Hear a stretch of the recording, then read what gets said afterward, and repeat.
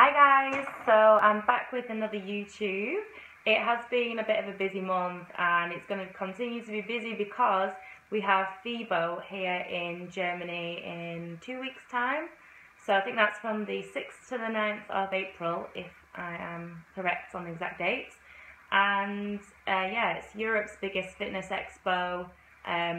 Yeah, I'm really looking forward to it. It's going to be my second time going to FIBO.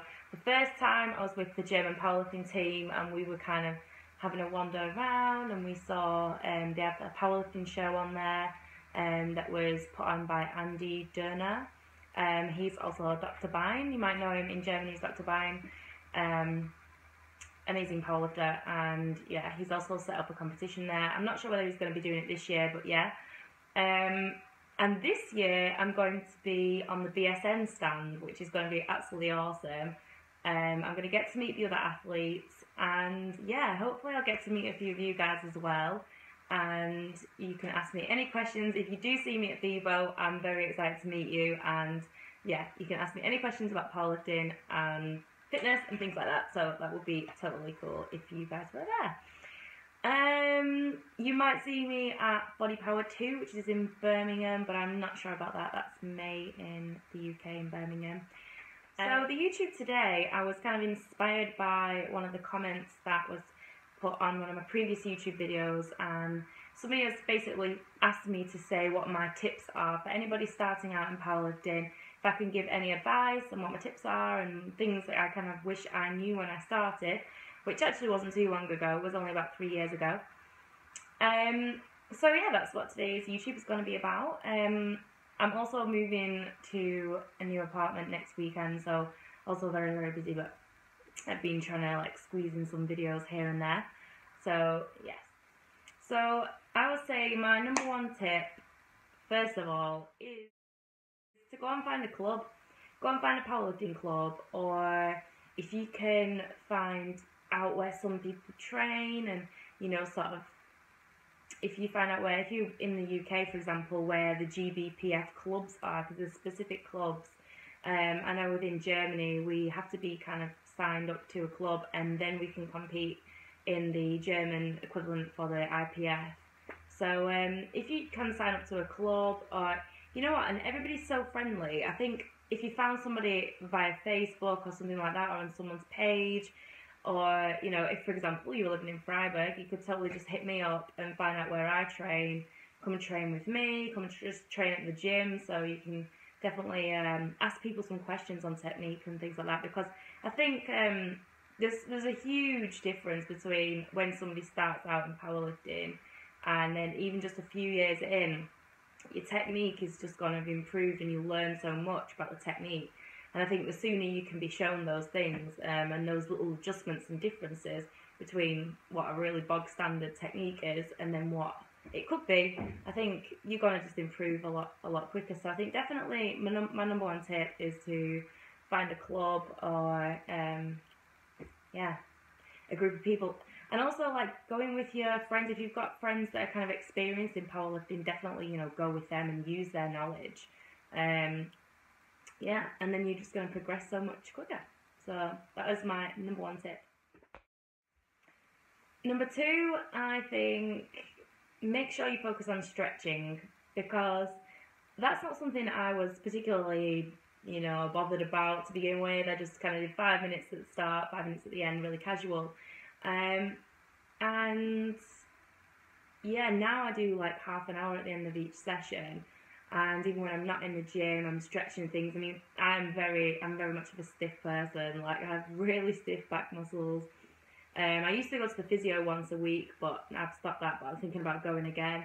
So I definitely do think you can get a lot out of stretching a lot, and I think that's going to help your, you know, functional flexibility for the squat, for example.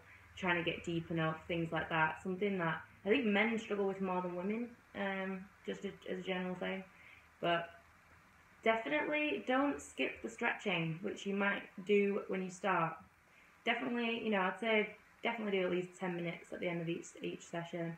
Make sure you get some good stretches in there. Try and stretch out your psoas major, which runs along the front of your thigh. and then through to your back, and that's kind of a really important muscle for squats that can definitely get tight. So doing kind of quad stretches, lunges forward where you can stretch your quads.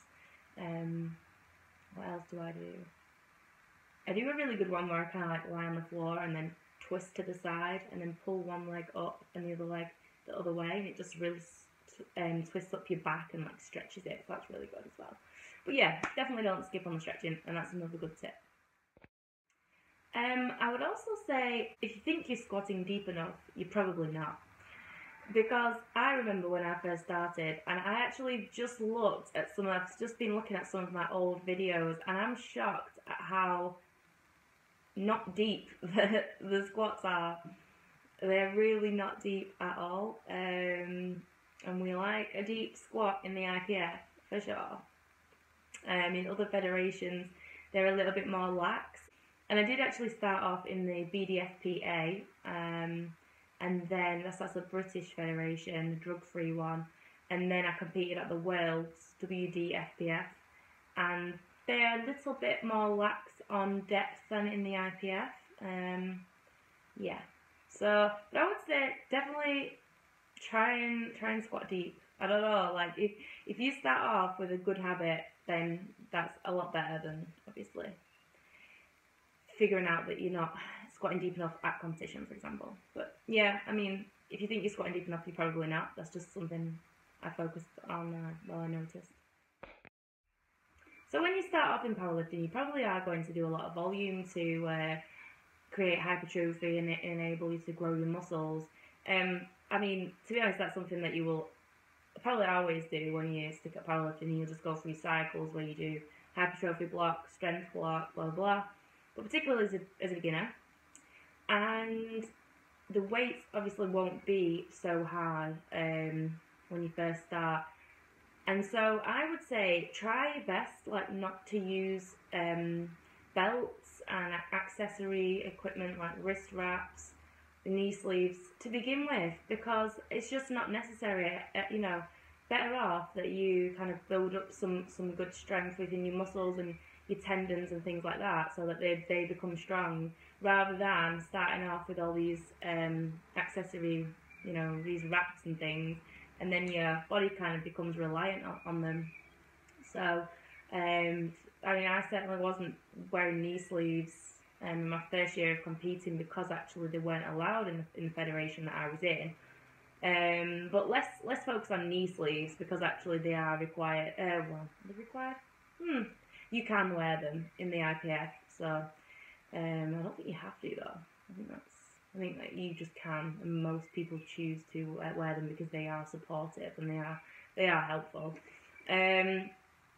But with wrist wraps and things like that, like I don't wear them for every session. And I suppose as a general rule, just to remember as you continue powerlifting, just don't wear a belt and things if you don't think you need it. It's like all my training I've been doing since January, I've not been wearing a belt. I'm nearly up to 100k deadlifts at the moment, doing like 6 sets of 8, so quite high volume. Still not wearing a belt, and I'm okay with it. And as soon as it becomes just hard, I think then I will. I'm gonna have to put my belt on, but try not to. Unless of course it is getting heavy, and then you're gonna need to be careful and yeah, take some protective measures. Yeah. So here's a good question: as a beginner, to get a coach or not to get a coach?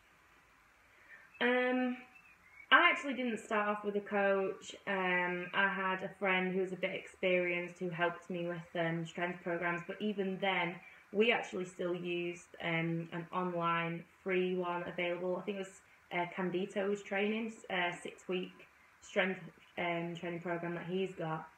And that's a free program. He does a linear program, does a strength one, he does other ones as well. And this is the thing, I don't think you need to.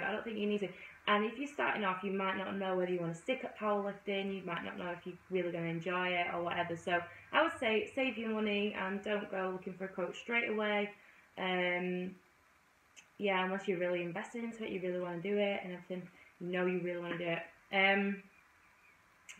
I just think don't feel the pressure to necessarily go and get a coach. Coaches are great, honestly, I do think so. And I've got a coach now, he's Francesco Verzi, he's the head coach for the BVDK, which is the German IPF Fed. And my hands are everywhere today, aren't they?